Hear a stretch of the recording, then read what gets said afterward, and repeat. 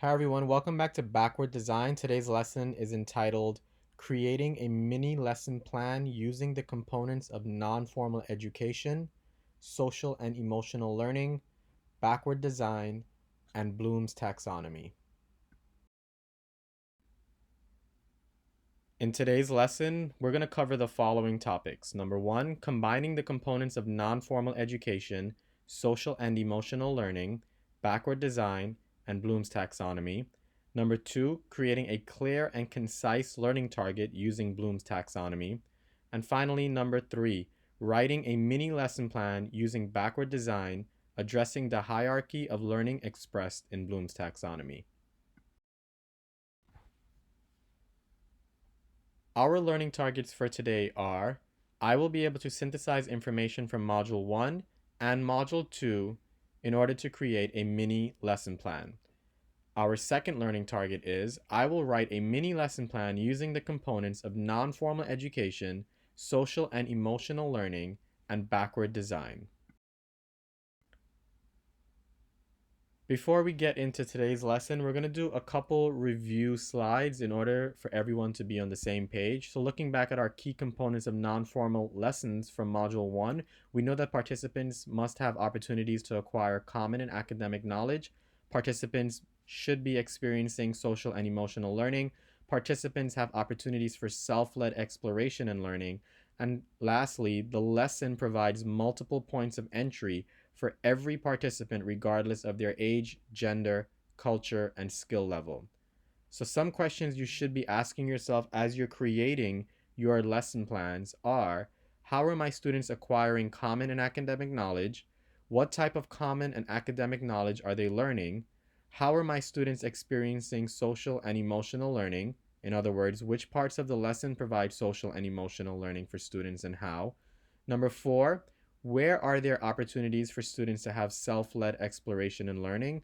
What are the entry points available for my students? And finally, what universal learning does my activity have? In other words, what can children, adolescents, adults, and seniors learn from participating in the activity? I just wanted to highlight this infographic one more time. We want to remember that social and emotional learning benefits all learners. So it's not just for young students, it can benefit anyone regardless of their age as well as their gender. Additionally, social and emotional learning are broken up into five main buckets. The first is self-awareness, followed by self-management, followed by social awareness, relationship skills, and then responsible decision making. Probably the last time we're going to have to take a look at this funny guy, so enjoy it. We want to remember that the process of backward design, which is what this entire module is about, is the process of designing curriculum, a lesson, or an activity by focusing on the desired outcome first. So we want to know what our end goal is and then work our way backwards. As a result, the three phases of backward design are identifying the desired outcomes, such as naming what learners should be able to understand and do at the end of the lesson. Next, we want to be able to identify acceptable evidence. So we're determining what types of assessments and measures would clarify when and whether students can perform the desired outcome.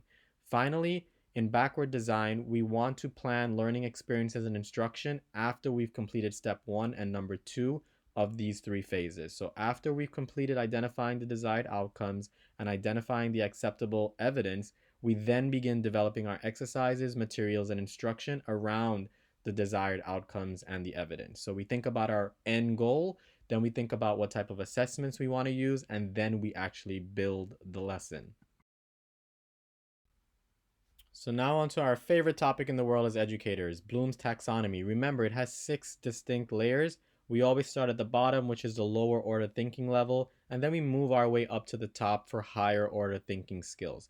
So those levels are knowledge, comprehension, application, analysis, synthesis, and evaluation. The infographic that is provided for you here, as well as on the classroom, allows you to see what each level is asking you to do, and it provides certain verbs to help us build learning targets as we move forward. I always recommend having a copy of Bloom's taxonomy accessible to you whenever you are creating your lesson plans, as well as writing your learning targets. It's super helpful and it will definitely make your life a lot easier. So after looking at Bloom's taxonomy, remembering backward design, I'm going to keep repeating this and you're going to get fed up of it, but that's okay. I rather you become fed up than you not know it. So the first thing we want to remember is every lesson has a beginning, middle, and end. These are our three phases of backward design. This is where the backward design process comes in handy. We need to think about what we want our students or participants to do at the end of the lesson. And then when we figure that out, we are then able to use Bloom's taxonomy to help build our learning target. Don't forget to use sentence stems, I can or I will, because you want to phrase your learning target with regards as if a student is reading it, not as you reading it to the student. So try to stay away from the previous used sentence stem of students will be able to, the infamous swabat. We don't want to stick to that. We want to move into I can or I will. Another couple pointers, after we figure out where we want our student to end up at the end of the lesson, we can start writing the learning target using Bloom's taxonomy. Always reference the verbs in Bloom's taxonomy, as I mentioned in the previous slide, because it allows you to choose the correct verb for your daily lesson. It is nearly impossible to remember every single verb that is out there, so keep that infographic at your ease of access to make your life easier. Use student-friendly language. Do not overcomplicate your learning targets. The less word, the better.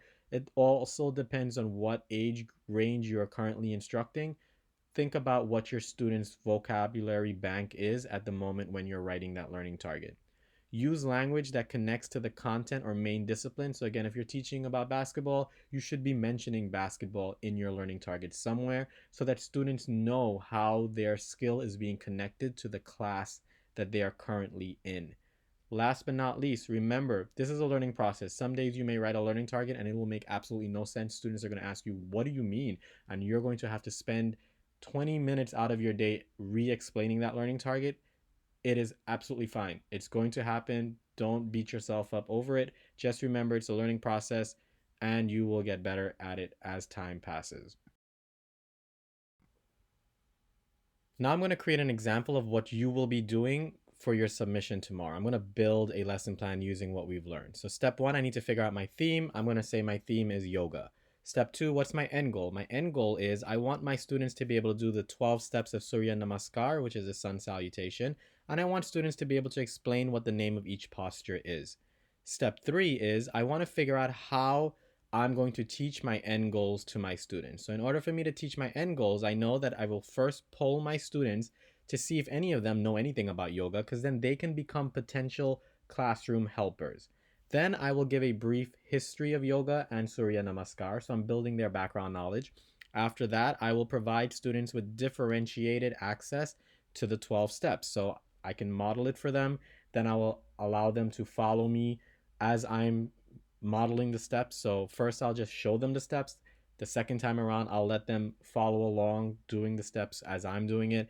The next thing I may have them do is have posters in their table groups or in their buddy pairs so that they can actually work on the steps together, and then have a video that they can come back and play on their own if they may have forgotten how the steps flow throughout the sequence. And then lastly, I mentioned it previously, is pairing them up or grouping them into smaller groups that allow them to help each other out and work through the steps as well as the names of each posture. The next thing I want to do is in step 4, I want to determine what assessments I'm going to give my students to measure their mastery of the content. So there are 3 types of assessments.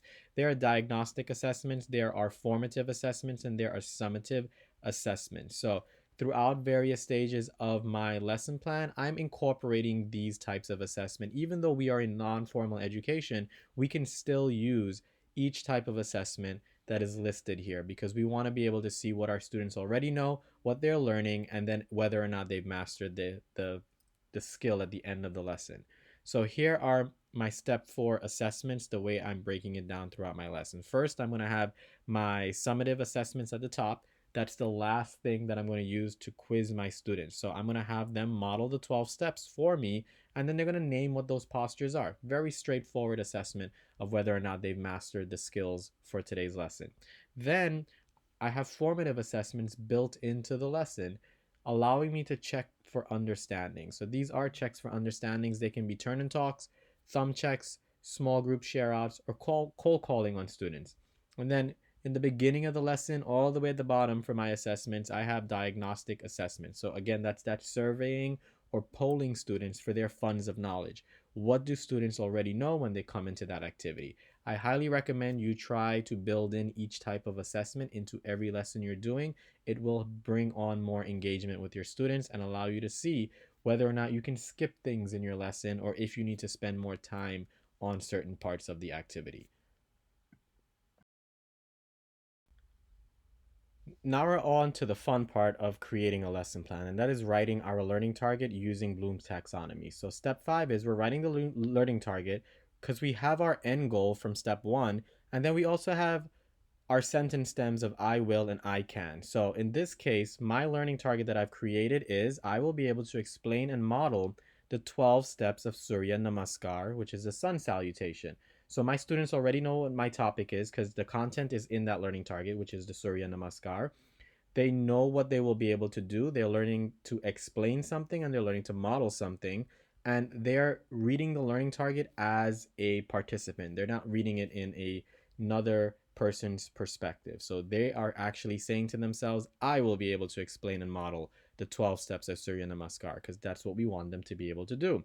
Remember, when you're using Bloom's taxonomy, we first identify where our lesson is ending with regards to the hierarchy outline. Then we choose the appropriate verb to describe the learning that students will accomplish. So in this case, my students are evaluating and they are analyzing. And as a result, my verbs end up being explaining and modeling. So those are both higher order thinking skills. They're at the top 3 levels of the hierarchy in Bloom's taxonomy.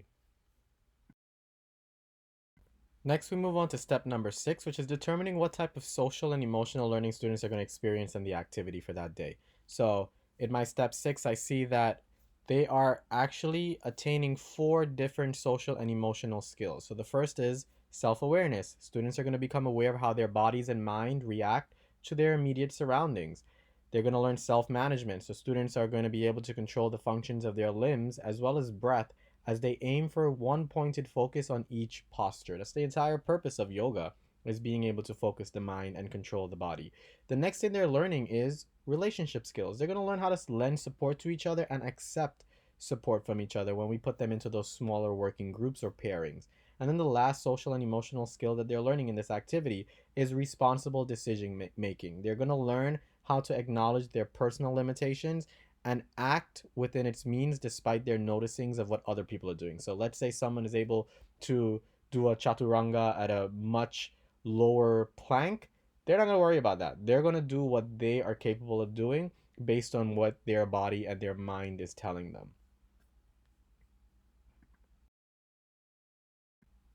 Finally, the next thing we're going to do is first and foremost is admire our yoga dog because he's super zen right now. He's showing us those steps for Surya Namaskar and looks like he's having an awesome time.